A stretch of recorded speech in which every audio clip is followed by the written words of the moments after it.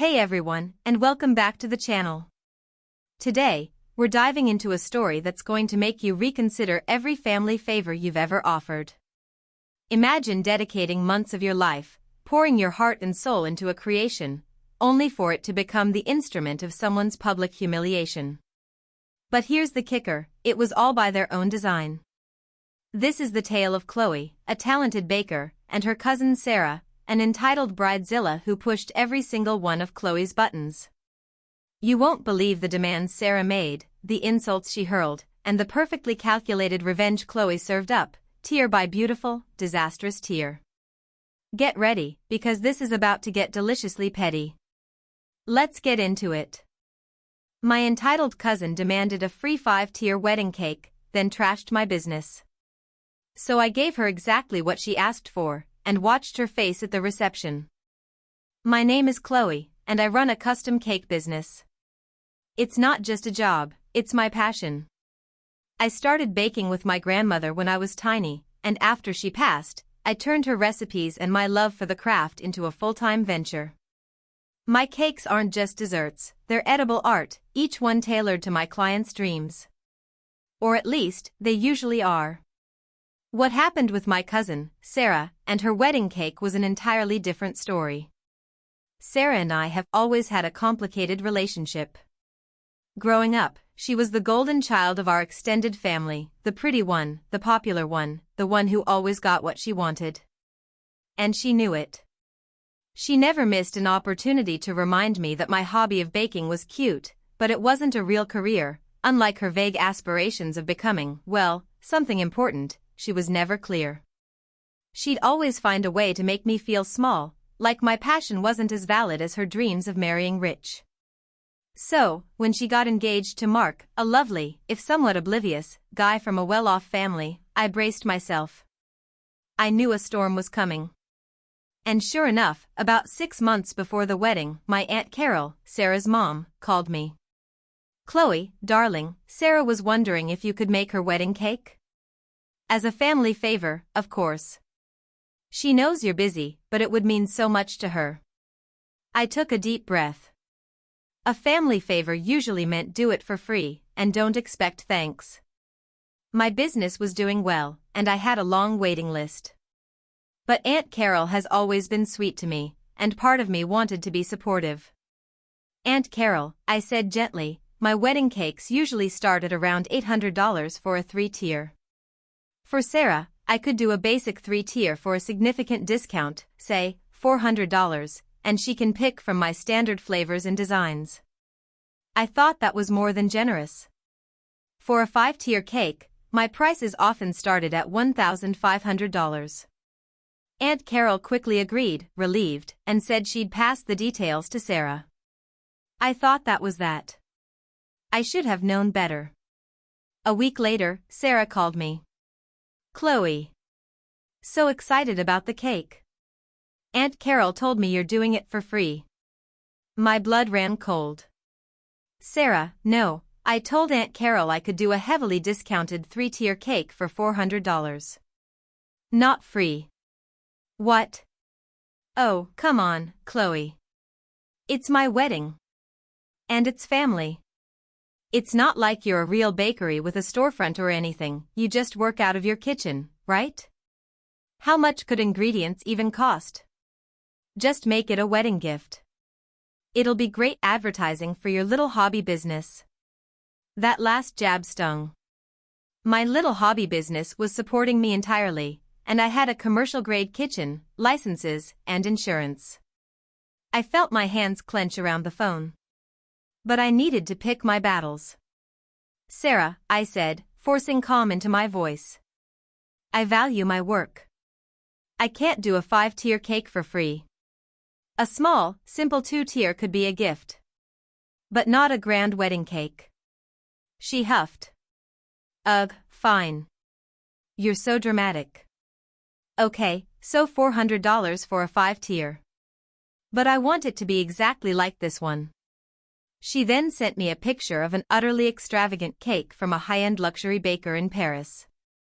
It was a 5-tier masterpiece, adorned with hundreds of delicate, hand-sculpted sugar flowers, white roses, calla lilies, and peonies, all incredibly realistic, with intricate edible lace detailing, and a bottom tier that faded from white to a subtle blush pink. This cake would have easily cost upwards of $3,000, probably more. I stared at the picture, aghast. Sarah, this is not a $400 cake. This is a month's worth of work for one person. The sugar flowers alone would cost more than that. Well, you said you'd do it as a favor. And it's for my wedding. You can just work harder. And don't cheap out on the flowers, I want them perfect and realistic. And the blush pink needs to be subtle, you know? Not like bubblegum pink. Elegant. She giggled. You'll figure it out. You're so good at baking, Chloe. The flattery felt like a thinly veiled insult. The next few months were a nightmare. Sarah constantly called, texted, and emailed with new demands, changing her mind about flavors, sending new reference pictures that were even more elaborate. She insisted on a sophisticated flavor for the main tiers, passion fruit lavender, which I knew was incredibly divisive. She also wanted a traditional vanilla tier. And make sure it's real vanilla, Chloe, not that fake stuff, she'd say, as if I'd ever use imitation vanilla. I tried to schedule tastings, but she was always too busy. She'd just approve flavors via text. Yeah, passion fruit lavender sounds fancy. And vanilla, obviously, just don't make it boring. She ignored my attempts to explain the cost of certain ingredients or the time required for specific techniques. When I tried to push back, Aunt Carol would call, saying, just make Sarah happy, dear. It's her big day. You don't want to cause drama. The final straw came 2 weeks before the wedding. I had a fully booked schedule, including a very important, high-paying corporate client whose event was the week before Sarah's. Sarah called, demanding a final, perfect sample of her sugar flowers, saying she couldn't trust my judgment alone. I explained I was in the middle of a massive order and couldn't drop everything. Oh, come on, Chloe. It's my wedding. That corporate thing is just a job, this is family. You clearly don't prioritize me. I bet you don't even have that many clients anyway, this is just an excuse. You know, sometimes I wonder if you even have real talent, or if you just got lucky with Grandma's recipes. Maybe you should just stick to baking for bake sales. Her words hit me hard. Not just the dismissal of my business, but the mention of Grandma. Grandma, who taught me everything, whose memory I honored with every cake I baked. The tears welled up, but I forced them back. A cold calm settled over me. You know what, Sarah? I said, my voice dangerously even. You're absolutely right. I'll make sure your cake is perfect. She laughed. That's more like it. See? I knew you'd come around. I hung up, heart pounding, a wicked smile slowly spreading across my face. She wanted a cake exactly like her picture, with perfect sugar flowers and a subtle blush pink. She wanted fancy passion fruit lavender and traditional vanilla. And she thought I had no real talent. Oh, I was going to give her exactly what she asked for. The next 2 weeks, I meticulously crafted Sarah's wedding cake. I sourced the freshest passion fruit puree and the finest lavender. I used premium Madagascar vanilla. I spent hours hand-sculpting each delicate sugar rose and calla lily. They were exquisite, incredibly realistic, each petal perfectly formed. But there were subtle tweaks. For the subtle blush pink bottom tier, I used a food coloring blend that, in my studio's natural light, looked soft and delicate. But I knew that under the warm, slightly yellow ballroom lights of Sarah's reception venue, it would take on a distinctly Pepto-Bismol hue. Perfectly within the realm of blush pink, but definitely not subtle or elegant. For the sugar flowers, I chose a mix of pristine white roses and calla lilies.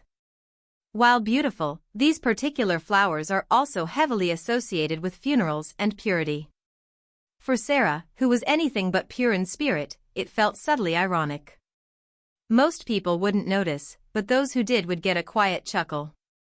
The flavors were as she ordered, the passion fruit lavender, which I knew many guests would find interesting but not universally appealing, and the vanilla. The vanilla was made with the most expensive vanilla bean paste I could find, but I added just a touch too much sugar, making it borderline cloying, reminiscent of a cheap birthday cake despite the high-quality ingredients. It would be sweet, but in a way that screamed lack of sophistication, exactly what Sarah despised.